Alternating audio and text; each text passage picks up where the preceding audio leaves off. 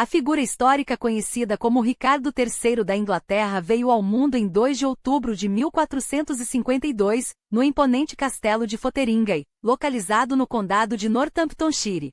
Sua mãe, Cecília Neville, duquesa de York, descendia diretamente do poderoso rei Eduardo III e foi a progenitora de 2 monarcas da dinastia York, Eduardo IV e o próprio Ricardo. Seu pai, Ricardo Plantageneta, terceiro duque de York, destacava-se como um dos nobres mais influentes e respeitados de sua época, tendo exercido o cargo de protetor do reino em diversos momentos durante o reinado do frágil Henrique VI, da Casa de Lancaster. Foi justamente sua ambição e liderança que deflagraram um dos conflitos mais sangrentos da Idade Média, a Guerra das Rosas. Como caçula entre os 4 filhos sobreviventes de Cecília e York, Ricardo dificilmente imaginaria herdar o título paterno, muito menos almejar a coroa. No entanto, após décadas de guerra civil e uma sucessão de eventos decisivos, ele ascendeu ao trono, tornando-se um dos soberanos mais controversos da história inglesa. Sua infância transcorreu em meio ao turbilhão da Guerra das Rosas, conflito iniciado por seu pai quando ele mal completará 2 anos, embora suas raízes remontassem a disputas muito mais antigas dentro da dinastia Plantageneta. A Inglaterra, outrora uma potência medieval incontestável sob Eduardo III, que humilhou a França em batalhas épicas como Crécy e Poitiers, viu seu prestígio desmoronar com a morte prematura do herdeiro aparente, Eduardo, o Príncipe Negro. Este, um dos maiores estrategistas militares de sua era, faleceu de desenteria em 1376, um ano antes de seu pai, deixando o trono para seu filho ainda criança, Ricardo II. Apesar de promissor nos primeiros anos, Ricardo II revelou-se um governante fraco, tirânico e cruel, espelhando os piores traços de seu bisavô Eduardo II.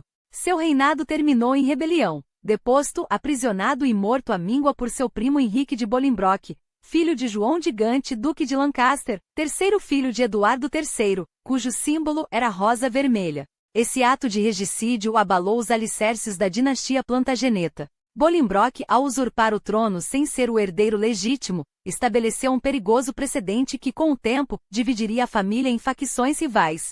De um lado, os descendentes de Leão de Antuérpia, primeiro duque de Clarence, segundo filho sobrevivente de Eduardo III, de outro, os herdeiros de Edmundo de Langley, primeiro duque de York, quarto filho, representados pela Rosa Branca. Coroado como Henrique IV em 1399, Bolingbroke deu início a 62 anos de domínio lancastriano, que incluiu os reinados de Henrique V, um guerreiro brilhante, e seu filho Henrique VI, cujo governo foi marcado pela fraqueza. Diferente de seu pai, Henrique VI não tinha vocação para a guerra.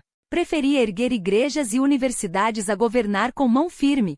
Sua instabilidade mental, agravada pela derrota definitiva na Guerra dos 100 Anos em 1453, abriu brechas para que Ricardo, duque de York, pai de Ricardo III, assumisse o controle como protetor do reino durante a convalescença do monarca. York não era apenas neto de Edmundo de Langley, mas também herdeiro da linhagem de Clarence através de sua mãe, Anna Mortimer, bisneta do segundo filho de Eduardo III.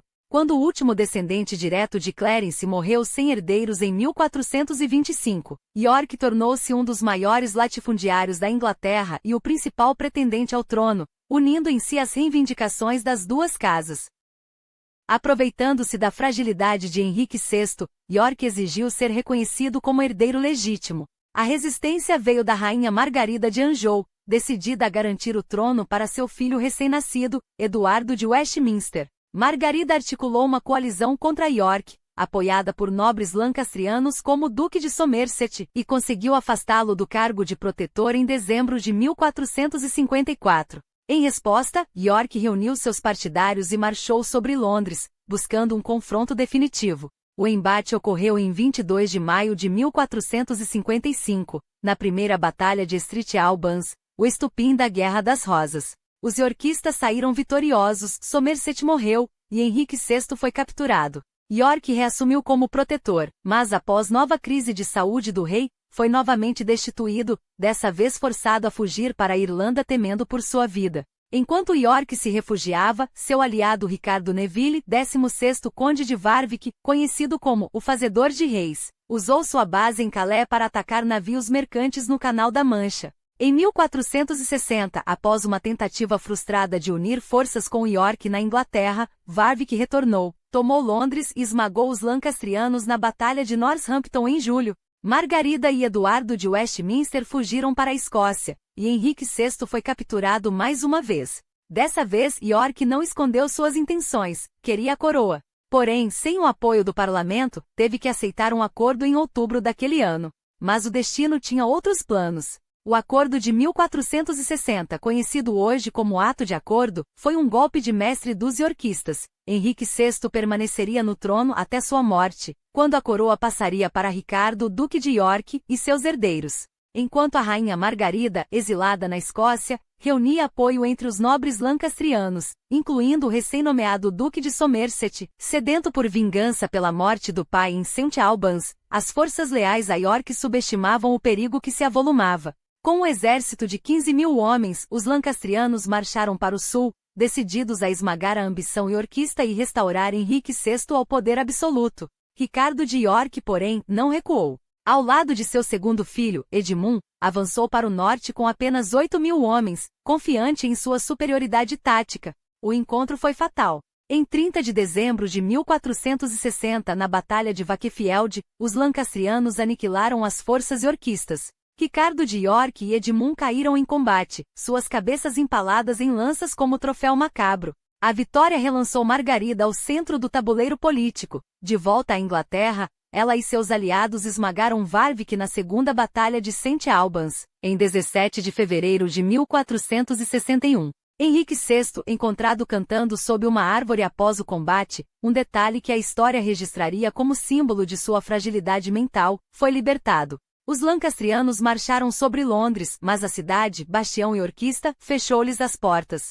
Margarida cometeu então o erro que selaria seu destino, recuou para o norte, consolidar seu poder. Esse retrocesso deu a Eduardo, o filho mais velho de Ricardo de York, agora Duque de York, com apenas 19 anos, mas já um comandante forjado nas batalhas, a chance que precisava. Com o apoio de Warwick, da igreja e da população londrina, Eduardo proclamou-se rei Eduardo IV em 4 de março de 1461. A Inglaterra agora tinha 2 monarcas. A guerra civil atingira seu ápice, não havia mais espaço para meias medidas. Eduardo, à frente de um exército yorkista, marchou sobre York, onde os lancastrianos se entrincheiraram. O confronto final veio em 29 de março, a 10 milhas a sudoeste da cidade, em Taunton, o dia mais sangrento já registrado em solo inglês.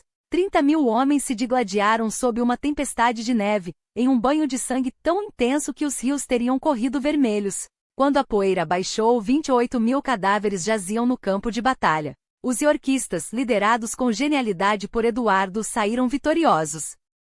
Enquanto a Inglaterra se afogava em sangue, os irmãos mais novos de Eduardo, Jorge, de 12 anos, e Ricardo, de apenas 9, aguardavam nos Países Baixos, sob proteção. Com a vitória em Taunton, retornaram para participar da coroação do irmão.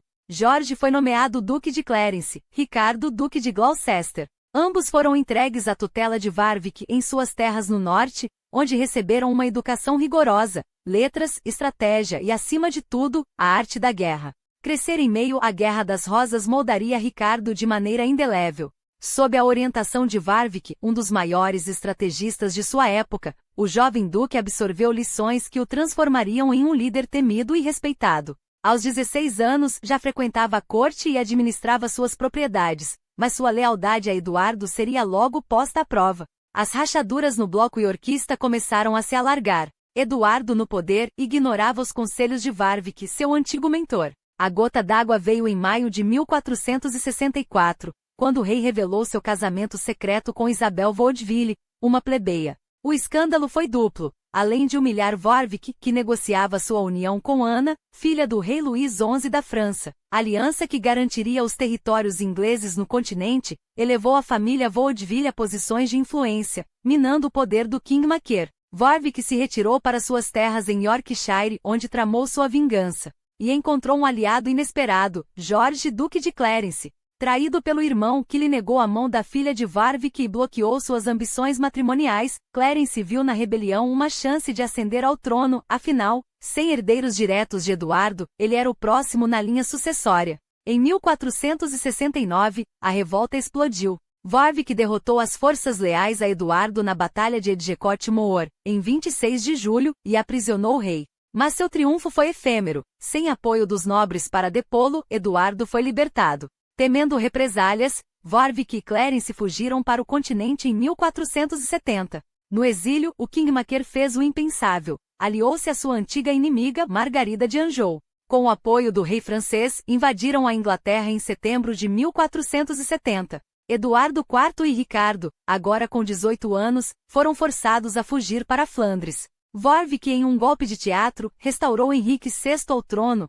um ato que lhe valeria o epíteto de Kingmaker, um dos poucos homens na história capaz de coroar e destronar reis à vontade. Mas Eduardo não era homem de se render. Sob a proteção de Carlos, duque da Borgonha, seu cunhado, planejou seu retorno. Em 14 de março de 1471, desembarcou em East Anglia com apenas 1.200 homens. As cidades iorquistas abriram-lhe as portas. Ao chegar a York, Jorge, duque de Clarence, desiludido com Warwick por ter restaurado os lancastrianos, desertou e juntou-se ao irmão. O palco estava armado para o desfecho. Em 14 de abril de 1471, na Batalha de Barnet, Ricardo de Gloucester provaria seu valor. A neblina densa confundiu as linhas inimigas e os lancastrianos, em um erro trágico, atacaram suas próprias tropas. Warwick, o homem que havia moldado reis, caiu em combate.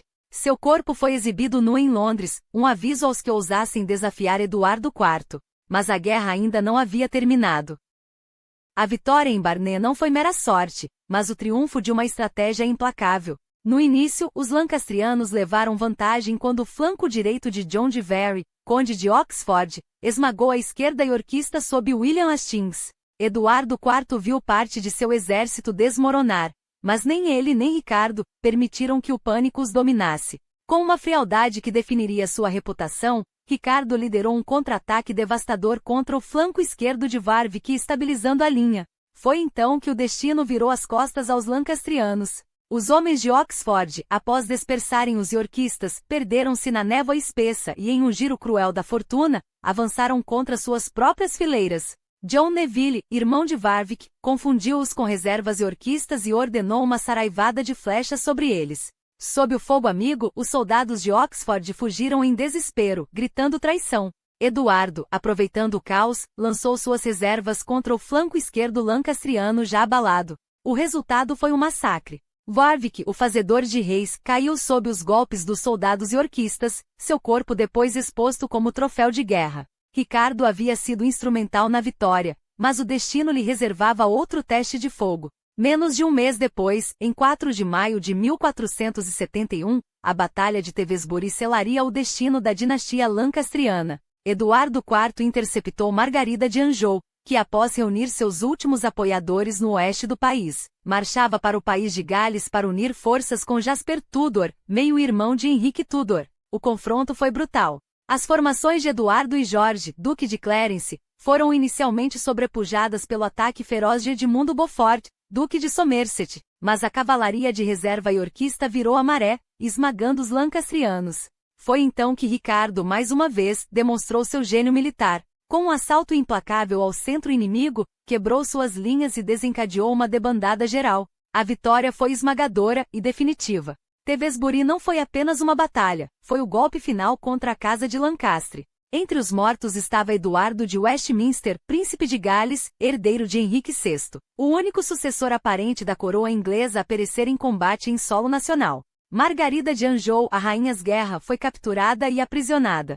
Os nobres lancastrianos que buscaram refúgio na abadia de Tewkesbury não encontraram misericórdia. Dizem que Ricardo, ao lado de John Howard, duque de Norfolk, ordenou sua execução sumária, um ato que séculos depois seria usado para pintá-lo como um tirano sem lei. Mas a história é mais complexa. As leis de santuário na época eram ambíguas, e a abadia pode não ter tido proteção legal. O que importava era o resultado. A Casa de York havia triunfado. Nos dias que se seguiram, a última centelha de resistência lancastriana foi sufocada. Thomas Neville, primo de Warwick, liderou uma revolta desesperada, rapidamente esmagada. E então, na noite entre 21 e 22 de maio, Henrique VI, o último rei lancastriano, foi encontrado morto na Torre de Londres. A versão oficial falava de melancolia, mas poucos duvidavam que fora assassinato. Ricardo mais uma vez seria acusado de cumplicidade, alguns até diriam que ele próprio ordenou a morte. Mas a lógica é inescapável. Eduardo IV, como soberano, era o único com autoridade para sancionar o fim de um rei ungido. Se houve uma ordem, veio de suas mãos. Com seus inimigos aniquilados, Eduardo IV reinou supremo. Ricardo, agora um dos homens mais poderosos do reino, casou-se com Ana Neville, a filha mais nova de Warwick e viúva de Eduardo de Westminster, morto em Tewkesbury. Essa união não foi apenas política, embora as terras dos Neville fossem um prêmio cobiçado, mas também pessoal. Ricardo e Ana se conheciam desde a adolescência, criados sob a tutela de Warwick em Middleham. O casamento, no entanto, acendeu uma rivalidade com seu irmão George, Duque de Clarence, casado com Isabel Neville, a irmã mais velha. A disputa pelos domínios de Warwick dividiria os dois, alimentando suspeitas e ambições que, com o tempo, se transformariam em tragédia. Ana seria coroada rainha ao lado de Ricardo quando este subisse ao trono, e lhe daria um herdeiro, Eduardo de Middleham, Duque da Cornualha e Príncipe de Gales. Mas a sombra da doença pairaria sobre ela. Em março de 1485, enquanto Ana definhava com tuberculose, rumores sinistros circularam. Diziam que Ricardo a envenenara para se casar com Isabel de York, filha de Eduardo IV. Mais uma vez, a verdade se perdeu no emaranhado de intrigas políticas. O que importava era o legado que Ricardo construía. Além de suas conquistas militares, ele se tornaria o arquiteto da estabilidade no norte da Inglaterra. Como Lorde do Conselho do Norte, suprimiu conflitos, domou os condes rebeldes de Northumberland e Westmoreland, e trouxe prosperidade a uma região há muito negligenciada. Sua administração foi tão eficiente que, quando se tornou rei, manteve os lordes do norte em posições de poder, um gesto que, embora impopular entre alguns, consolidou sua base de apoio. Para o povo do norte, Ricardo não era um usurpador, mas um protetor, um homem que, ao lado de Eduardo IV, havia transformado sua terra em um bastião de ordem e riqueza. No entanto, nem mesmo seus feitos poderiam apagar as manchas em sua reputação. A execução de seu próprio irmão, George, Duque de Clarence, em 1478, seria um dos episódios mais sombrios de sua vida. Após a morte suspeita de Isabel Neville, provavelmente por tuberculose, embora Clarence acusasse envenenamento, o duque buscou casar-se com Maria, duquesa da Borgonha, sem a permissão de Eduardo IV. A recusa do rei o levou a abandonar a corte em protesto, alimentando desconfianças. Quando seus partidários foram presos e executados, Clarence recorreu a um antigo apoiador lancastriano, Dr. John Goddard, para denunciar as ações do rei no parlamento. Foi o erro final. Eduardo IV, temendo traição, ordenou seu julgamento, onde Clarence não teve direito à defesa. Condenado, foi executado na torre em 18 de fevereiro de 1478, afogado em um barril de vinho, segundo a lenda. Ricardo, como principal beneficiário das terras de Clarence ao lado de Ana, seria posteriormente retratado como cúmplice de sua queda. Mas mais uma vez a responsabilidade recaía sobre Eduardo IV. Se houvesse uma conspiração, o rei era seu autor. Ricardo, leal até então, não deixaria que as suspeitas abalassem seu dever, pelo menos, não ainda. A tempestade, no entanto, já se formava no horizonte. E quando chegasse, varreria não apenas seus inimigos, mas também aqueles que ele mais amava. Mas a sombra que pairava sobre a morte de Clarence não se limitava ao rei. Havia quem sussurrasse que a própria rainha, Elizabeth Vaudeville, e seu clã ambicioso haviam tecido a trama final contra o duque. Para eles, Clarence era um obstáculo, um homem cujo passado de rebelião provava que não hesitaria em desafiar a coroa se seus interesses fossem ameaçados. E se o jovem Eduardo V, filho de Elizabeth, herdasse o trono, a família Vaudeville não poderia tolerar que um rival como Clarence permanecesse vivo, pronto a contestar a legitimidade do herdeiro. A verdade, porém, afunda-se nas brumas do tempo. O que resta são fragmentos. O pedido de Cecily Neville, mãe dos reis, para que seu filho não sofresse a humilhação de uma execução pública, os ossos exumados que não mostram sinais de decapitação, e a lenda macabra de um afogamento em um barril de malvazia, como se a ironia cruel do destino quisesse transformar o último ato de um príncipe em um espetáculo grotesco, digno dos excessos de uma corte que já não distinguia entre justiça e vingança. Enquanto a Inglaterra ainda digeria a morte de Clarence, um novo inimigo ergueu a cabeça ao norte. A Escócia, velha rival, reacendeu as chamas da guerra em 1480, e foi Ricardo quem marchou para conter a ameaça. Como guardião da marca ocidental, ele liderou uma campanha implacável nas terras disputadas da fronteira, culminando na tomada de Berwick-upon-Tweed em agosto de 1482, um golpe tão decisivo que a cidade jamais voltaria a trocar de mãos. Por um breve momento, até Edimburgo caiu sob seu controle, embora o rei escocês, Jaime III, escapasse das garras inglesas graças à traição de seus próprios nobres, que o sequestraram para evitar um confronto direto. A habilidade militar de Ricardo não passou despercebida. Eduardo IV, orgulhoso, recompensou-o com terras, títulos e a confirmação de seu domínio sobre os espólios conquistados. O Duque de Gloucester havia se tornado não apenas um guerreiro temido, mas um pilar do reino, respeitado pela nobreza, cortejado pelo povo. Pouco sabia ele que em poucos meses, esse mesmo reino estaria às suas mãos de uma forma que ninguém poderia prever. A doença que abateu Eduardo IV na Páscoa de 1483 foi tão súbita quanto implacável. Em questão de semanas, o rei que outrora dominara a Inglaterra com pujança estava reduzido a um homem à beira da morte, seus últimos suspiros dedicados a garantir a sucessão de seu filho de 12 anos, Eduardo V. Mas havia um detalhe crucial: até que o jovem rei atingisse a maioridade, o trono ficaria sob a tutela de Ricardo, nomeado Lorde Protetor. Quando Eduardo IV faleceu em 9 de abril, aos 40 anos, seu corpo foi levado para a capela de São Jorge em Windsor, enquanto o reino se preparava para uma transição que na teoria deveria ser tranquila. 2 dias depois, Ricardo jurou lealdade ao sobrinho, mas a realidade era muito menos serena. Os Vaudeville, família da rainha viúva, não tinham intenção de ceder espaço. Durante anos haviam se infiltrado nos círculos de poder, casando suas filhas com nobres, acumulando terras e influências. Agora, com o rei morto, moviam-se para consolidar seu domínio, e Ricardo era o único obstáculo. A nobreza tradicional, no entanto, os desprezava. Homens como William Hastings, Lord Chamberlain do falecido rei e um dos mais leais apoiadores de Ricardo, viam nos Vaudeville uma ameaça à ordem estabelecida. Não foi por acaso que, segundo as crônicas de um monge beneditino, foi Hastings quem alertou Ricardo. Os Vaudeville planejavam tomar o controle do governo, isolando o Lorde Protetor. A resposta foi rápida e calculada. Em 29 de abril, Ricardo interceptou Anthony Vaudeville, conde Rivers e irmão de Elizabeth, que escoltava o jovem Eduardo V para Londres com uma guarda de 2.000 homens. Mas o rei menino não estava lá, havia sido enviado adiante, para Stone Stratford. Após um jantar tenso com Rivers e seu séquito, Ricardo ordenou suas prisões sob acusação de traição. Em seguida, partiu para encontrar o sobrinho, protegendo-o sob sua custódia. Eduardo V foi levado primeiro ao palácio do bispo Kemp e depois aos aposentos reais da Torre de Londres, local tradicional onde os monarcas aguardavam sua coroação. O Conselho do Rei, dominado por aliados de Ricardo, não apenas o confirmou como regente, como adiou a coroação por semanas, depois por meses. O jogo estava em andamento, mas o tabuleiro viraria de cabeça para baixo em 13 de junho. Durante uma reunião no Conselho na Torre, Ricardo e o Duque de Buckingham acusaram Hastings, seu antigo aliado, de conspirar com os Vaudeville contra sua vida. O que se seguiu foi um banho de sangue. Hastings foi arrastado para o pátio e executado sumariamente sem julgamento. Outros seguidores compartilharam seu destino.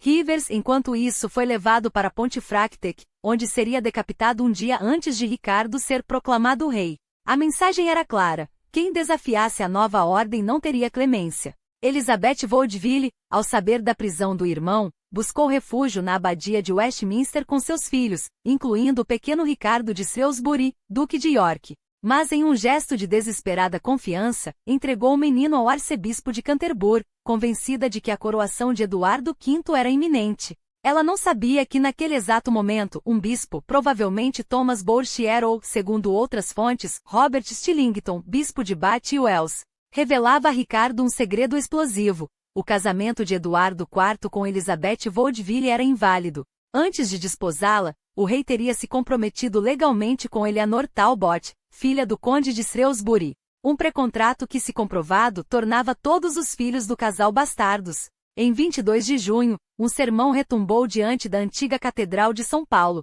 Eduardo V e seu irmão eram ilegítimos, frutos de uma união nula. Um abaixo-assinado, assinado por nobres e comuns, suplicou que Ricardo assumisse a coroa. Ele aceitou em 26 de junho. Os argumentadores de sua causa não se importavam com as datas. Eleanor Talbot morrera em 1468, e Eduardo V nasceu em 1470, 2 anos depois. Mas para Ricardo e seus apoiadores, o detalhe era irrelevante. O precontrato, se existiu, manchava o casamento de Eduardo e Elizabeth desde o início. e qualquer herdeiro desse vínculo estava maculado pela ilegalidade. A coroa, portanto, pertencia ao próximo na linha sucessória. E esse homem era ele. A legitimidade da ascensão de Ricardo, no entanto, nunca foi unânime. Embora títulos regios, o ato parlamentar de 1484 que o declarou rei legítimo, tenha selado sua posição perante a lei, sua validade sempre pairou sobre um terreno movediço. Afinal, o parlamento que o ratificou só se reuniria formalmente depois de sua coroação, realizada em 6 de julho de 1483 na abadia de Westminster, sob o peso de uma pompa que mal disfarçava as fraturas do reino. Ricardo, agora Ricardo III, subira ao trono amparado por um precedente perigoso. O mesmo artifício que Eduardo IV usará em 1461 para se autoproclamar rei sem a sanção parlamentar. Mas enquanto Eduardo consolidara seu poder com vitórias militares e uma dinastia aparentemente sólida, Ricardo herdava um trono minado por suspeitas. E 2 sobrinhos cuja ausência se tornaria o espectro que o perseguiria até a morte. Entre os rostos que testemunharam sua coroação estavam alguns que em breve teceriam sua ruína. Lá estava Margarida Beaufort, mãe do jovem Henry Tudor, acompanhada de seu 4º marido, Lord Thomas Stanley, um homem cuja lealdade era tão flexível quanto sua ambição. Stanley, que um dia jurara fidelidade a Lancaster e depois a York, agora observava o novo rei com o cálculo frio de quem sabe que o vento pode mudar de direção. E mudaria. Enquanto Ricardo consolidava seu domínio sobre Londres, esmagando dissidências, reforçando guarnições e, segundo rumores, frustrando uma tentativa de resgatar os príncipes da Torre, as sementes da traição já germinavam nos salões onde Stanley e Beaufort tramavam em silêncio. Foi no verão de 1483 que o reino começou a murmurar. Primeiro sussurros, depois acusações abertas. Os príncipes Edward e Richard haviam desaparecido. Ninguém os via desde junho. Ninguém os ouvia. A torre, suposta fortaleza inquebrantável, tornará-se um labirinto de sombras onde a verdade se perdia entre paredes de pedra. Ricardo partirá em turnê pelo país, exibindo sua autoridade, mas a cada parada a pergunta o seguia: onde estão os meninos? Ele nunca respondeu. Não então, não nunca. Seu silêncio, para muitos, foi a confissão mais eloquente. As versões sobre o destino dos príncipes multiplicaram-se como ervas daninhas. O italiano Domenico Mancini, que esteve em Londres naquele verão, jurava que Ricardo os mandara matar, baseando-se no testemunho do médico real John Argentini, um homem cuja lealdade a Eduardo IV e depois a Henrique VII manchava sua credibilidade. Já Thomas More, o historiador Tudor, anos depois, teceria uma narrativa ainda mais sinistra.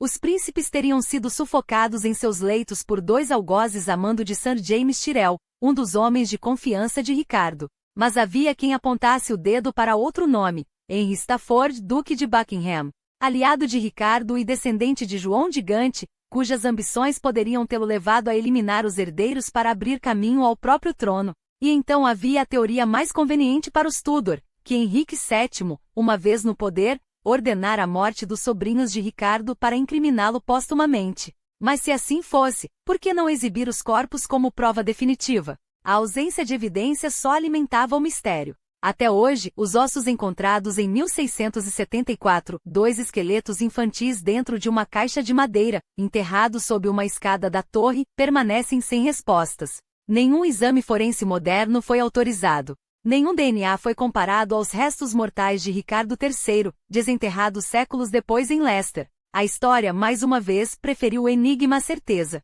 O que se sabe é que Elizabeth Vaudeville, mãe dos príncipes, nunca perdoou. Ricardo fora nomeado protetor dos sobrinhos por Eduardo IV. Sua falha, ou sua culpa, em garanti-lo selou seu destino nos olhos dela. E foi essa dor, essa sede de vingança, que a levou a uma aliança clandestina com a mulher que mais tinha a ganhar com sua queda, Margarida Beaufort. As duas, unidas por laços de sangue e ressentimento, tramaram na sombra enquanto o reino se desmoronava. Os Stanley, com sua rede de influência e seu exército particular, eram a peça-chave. Thomas Stanley, mestre da arte de escolher o lado vencedor, já calculava seu próximo movimento. Sua esposa, Margarida, não precisava de cálculos. Seu filho, Henry Tudor, era a última esperança de Lancaster.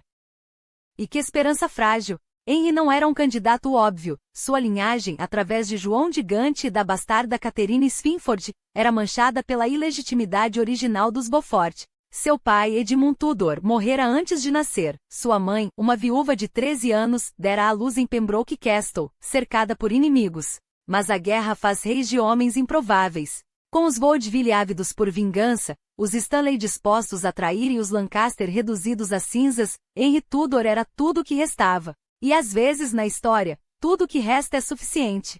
Seu direito ao trono não era mera fantasia. Vinha pelo sangue de sua mãe, Margaret Beaufort, bisneta de João de Gante, duque de Lancaster, terceiro filho de Eduardo III. Foi esse mesmo João de Gante, cuja paixão por Catherine Swynford, primeiro sua amante e depois esposa, gerou 4 filhos bastardos que deu origem à linhagem dos Beaufort. Entre eles o avô de Margaret, João Beaufort, cuja descendência carregava o estigma da ilegitimidade, mas também o peso de um legado que não poderia ser ignorado. Henry Tudor, porém, pouco conhecia a Inglaterra. Passará a maior parte da vida no exílio em Bretanha, para onde fugir após a vitória definitiva de Eduardo IV sobre os Lancaster, mesmo como o último herdeiro lancastriano viável, depois que Henrique VI e seu filho, Eduardo de Westminster, caíram sob a lâmina ou cativeiro. Nem Eduardo IV nem Ricardo III o consideraram ameaça suficiente para merecer uma morte preventiva, um erro que selaria o destino de ambos. Foi então que Margaret Beaufort e Elizabeth Vaudeville, 2 mulheres cujos destinos a guerra entrelaçara de forma cruel, teceram um plano audacioso. Henry Tudor desposaria Elizabeth de York, a filha mais velha de Eduardo IV, unindo as rosas vermelha e branca em um único ramo. A promessa dessa aliança não era apenas simbólica, atrairia os descontentes de ambos os lados, os iorquistas que repudiavam a usurpação de Ricardo III, os lancastrianos que ainda sonhavam com a restauração, e até aqueles que, cansados da instabilidade, buscavam qualquer sinal de paz. A notícia se espalhou como fogo em palha seca. Antigos apoiadores de Eduardo IV, horrorizados com o sumiço dos príncipes na torre e com a ascensão de Ricardo, começaram a murmurar seu apoio. Até o Duque de Buckingham, outrora aliado leal do novo rei, viu na causa de Tudor uma chance de redimir seu nome, ou de salvar sua própria pele. O plano foi posto em movimento no verão de 1483, logo após a coroa ser colocada na cabeça de Ricardo III. Mas o destino, como sempre, tinha seus próprios desígnios. Uma tempestade implacável no Canal da Mancha impediu que a frota de Henry atingisse a costa inglesa a tempo. Sem seu líder, a rebelião de Buckingham, apoiada por clérigos como John Morton e estrategistas como Reginald Bray, desmoronou como castelo de cartas. O duque foi capturado, julgado e executado em novembro daquele ano, sua cabeça exposta como advertência. Ricardo, agora alerta, moveu suas peças, negociou com a Bretanha a entrega de Henry Tudor, oferecendo ouro e promessas. Mas o jovem lancastriano, avisado do perigo, escapou para a França, onde encontrou não apenas refúgio, mas um aliado inesperado. Na Catedral de Rennes, no Natal de 1483, Henry ajoelhou-se perante os nobres franceses e jurou: casaria com Elizabeth de York. A partir daquele momento, sua invasão deixaria de ser um sonho para se tornar uma inevitabilidade. Enquanto isso, Ricardo III, cujo reinado, embora breve, seria para sempre envolto em sombra, tentava governar. Em seu único parlamento, em 1484, aboliu a odiada benevolência, o imposto arbitrário que os reis anteriores usavam para encher seus cofres sem consultar os lordes. Protegeu o comércio inglês das garras de concorrentes estrangeiros, fortaleceu os juízes de paz, garantindo que até os mais pobres tivessem direito à fiança e a um julgamento justo. Criou o Court of Requests, onde os desprovidos de recursos poderiam clamar por justiça diretamente à coroa. Até mandou traduzir as leis do latim e do francês para o inglês, para que o homem comum soubesse seus direitos. Atos que em outra época poderiam tê-lo consagrado como um rei justiciero. Mas a história não perdoa os homens que mancharam as mãos com o sangue de crianças, ou que, pelo menos, permitiram que tal suspeita pairasse sobre eles. Seu reinado, afinal, duraria pouco mais de 2 anos. E cada dia que passava, sua posição se tornava mais frágil. Após a rebelião de Buckingham, Ricardo confiscou as terras de Elizabeth Vaudeville e de Margaret Beaufort, punindo-as por sua traição. Mas as propriedades de Margaret foram entregues a seu marido, Lord Stanley, um gesto que era menos generosidade do que medo. Stanley, afinal, era um homem cujo apoio Ricardo não podia perder. Seu poder no norte era vasto, suas lealdades suspeitas. E depois do sumiço dos príncipes, muitos iorquistas haviam desertado, convencidos de que o rei era um tirano disfarçado. Ricardo não podia se dar ao luxo de perder mais um nobre de peso.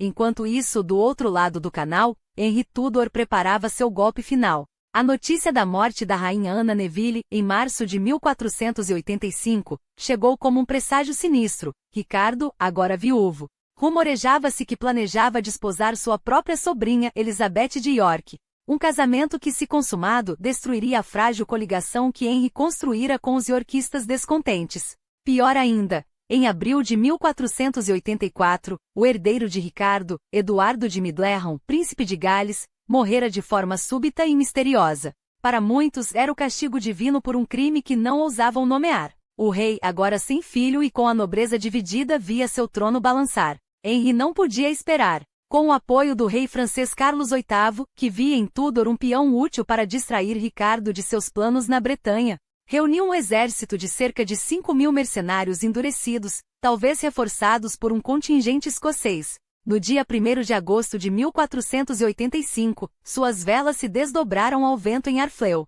6 dias depois pisou em solo galês, em Milford Haven, a poucos quilômetros do castelo onde nascerá. Não era um retorno triunfal, mas o primeiro passo de uma marcha que mudaria a história. A notícia de seu desembarque chegou a Ricardo em 11 de agosto. O rei, que estava em Leicester, moveu suas tropas para o oeste, determinado a interceptar o invasor antes que chegasse a Londres. Henry, por sua vez, avançava pelo país de Gales, recolhendo apoiadores ao longo do caminho, homens que viam nele não apenas um pretendente, mas a última esperança de paz. Quando cruzou a fronteira inglesa perto de Shrewsbury, enviou mensageiros secretos a Lord Stanley, cujo exército estava acampado nas proximidades. Os dois se encontraram em sigilo, selando um pacto que seria decisivo.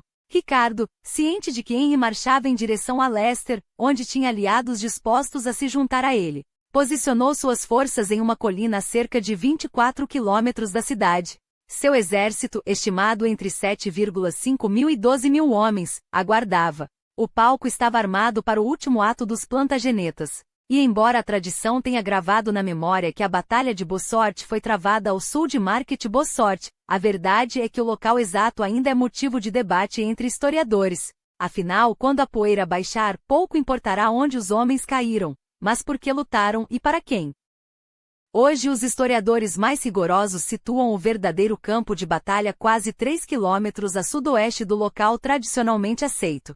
Mas o que não se discute é que, na manhã gelada de 22 de agosto de 1485, Ricardo III ocupou uma posição defensiva no alto de uma colina a leste do terreno, frente ao exército de Henrique Tudor, agora reforçado com algo entre 5.000 e 8.000 homens. Enquanto isso, Lord Stanley, o astuto nobre cujo apoio poderia decidir a batalha, manteve suas forças em uma posição estratégica ao sul, equidistante dos dois exércitos, como o jogador de xadrez que aguarda o momento certo para mover sua peça decisiva. Os detalhes exatos daquele dia permanecem envoltos em névoa, mas uma versão dos eventos, corroborada por crônicas da época, relata que o primeiro embate explodiu entre as tropas de João Howard, Duque de Norfolk e segundo em comando de Ricardo, à direita do exército iorquista, e João de Very, 13º Conde de Oxford, que liderava o grosso das forças lancastrianas. Após uma breve troca de artilharia, os homens se lançaram uns contra os outros em um combate corpo a corpo brutal.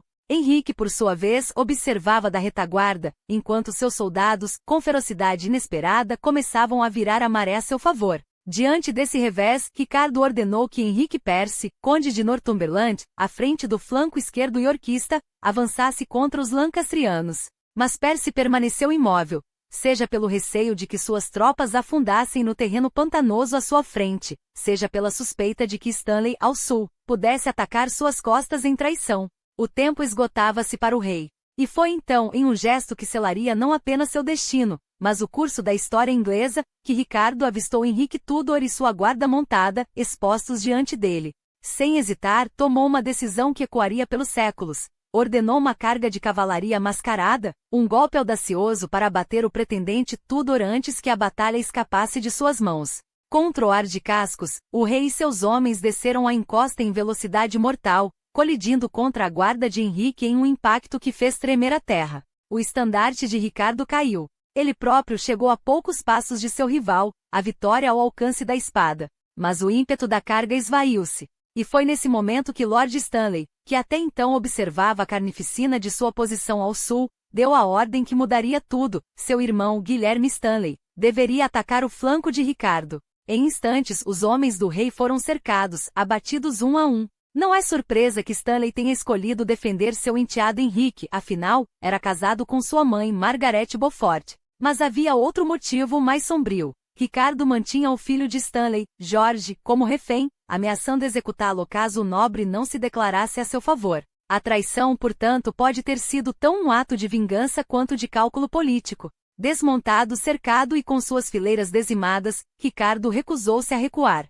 Deus me livre de retroceder um único passo, teriam sido suas últimas palavras antes do combate final. Vencerei esta batalha como rei ou morrerei como tal. E morreu. Um golpe na cabeça o derrubou. Outros se seguiram, até que seu corpo, crivado de feridas, jazia entre os mortos. Exames modernos de seus restos confirmaram 9 golpes no crânio, sem contar as incontáveis marcas em tecidos moles, testemunhas silenciosas de sua resistência até o último suspiro. Até seu inimigo, o historiador oficial de Henrique Tudor, Polidoro Virgílio, não pôde negar sua coragem. O rei Ricardo, sozinho, foi morto lutando com bravura no meio de seus inimigos. A vitória foi declarada ali mesmo, no campo ensanguentado. Lord Stanley coroou Henrique Tudor como Henrique VII, e o corpo de Ricardo foi conduzido a Leicester, nu e amarrado a um cavalo, para que ninguém duvidasse. O último Plantageneta estava morto, e uma nova dinastia nascia. Henrique não perdeu tempo. Em 1486, cumpriu sua promessa e desposou Isabel de York, unindo as rosas vermelha e branca em um único emblema, o símbolo da reconciliação que daria origem à famosa Rosa Tudor. Por mais de 5 séculos, o paradeiro dos restos de Ricardo III permaneceu um mistério, até que em setembro de 2012, arqueólogos anunciaram a descoberta dos alicerces da igreja de Greyfriars em Leicester. No dia 12 daquele mês, sob o coro da antiga capela, emergiram os ossos de um homem adulto com a coluna curvada. Testes de DNA comparados com descendentes de sua irmã Ana de York, confirmaram em 4 de fevereiro de 2013 o que muitos suspeitavam. Aqueles eram os restos do último rei Plantageneta. Finalmente, em 26 de março de 2015, Ricardo III recebeu um funeral digno de um monarca inglês na Catedral de Leicester, 530 anos após sua morte. Hoje, seu nome ressoa como um dos mais famosos e controversos da história inglesa. Embora tenha reinado por apenas 2 anos, os eventos dramáticos que o levaram ao trono e o precipitarem em sua queda garantiram que sua memória jamais se apague. Em muitos aspectos, sua vida e morte encapsulam a crueldade imprevisível da política de poder no final da Idade Média, um período em que lealdades eram tão frágeis quanto o aço das espadas que as selavam. Seu fim marcou o ocaso do que muitos consideram o conflito mais sangrento da história inglesa, a Guerra das Rosas. Por séculos, Ricardo foi pintado como vilão, especialmente por seus inimigos Tudor e seus sucessores. Mas as revisões recentes buscam separar o homem do mito. Não era o corcunda sinistro da peça de Shakespeare, mas um homem com escoliose, condição comum que na mentalidade medieval poderia ser interpretada como um sinal de maldade. Tampouco era o tirano caricato que a propaganda Tudor tentou imortalizar. No norte da Inglaterra, onde governou como lorde, era lembrado como justo e honorável. Se seu reinado tivesse durado mais, quem sabe que tipo de monarca teria se tornado? No entanto, as acusações contra ele persistem, em especial, o desaparecimento dos príncipes da Torre. A versão mais aceita aponta que foram assassinados por suas ordens ou por seus subordinados, embora não haja prova definitiva. Talvez a verdade jamais venha à tona. O que resta é um homem forjado em uma era de traições, onde a sobrevivência exigia decisões que a posteridade julgaria com severidade. Ricardo III não foi um santo nem um monstro. Foi, acima de tudo, um produto de seu tempo, um tempo em que a coroa pesava mais que a consciência, e o preço do poder era medido em sangue. A Guerra das Rosas não foi um simples conflito dinástico, foi um dos capítulos mais sangrentos e implacáveis da história inglesa, onde a crueldade não era exceção, mas regra. Em um jogo onde a sobrevivência dependia da capacidade de esmagar o adversário antes de ser esmagado, a moralidade se tornava um luxo que poucos podiam se dar. Ambos os lados cometeram atrocidades, traições e sacrifícios em nome da coroa. Nesse contexto, reduzir qualquer figura a um herói ou a um vilão é não apenas injusto, mas ingênuo. A história não se escreve em preto e branco, especialmente quando as páginas estão manchadas de vermelho. O que permanece inegável é que Ricardo III seguirá sendo um enigma. Seu legado será eternamente dissecado por historiadores, romancistas e entusiastas, cada um defendendo sua própria versão da verdade. Talvez nunca saibamos quem ele realmente foi, se um tirano calculista, um rei traído pela sorte ou apenas mais uma vítima da máquina propagandística dos Tudor, que souberam reescrever a história a seu favor. As sombras do passado são longas, e a linha entre fato e lenda cada vez mais tênue.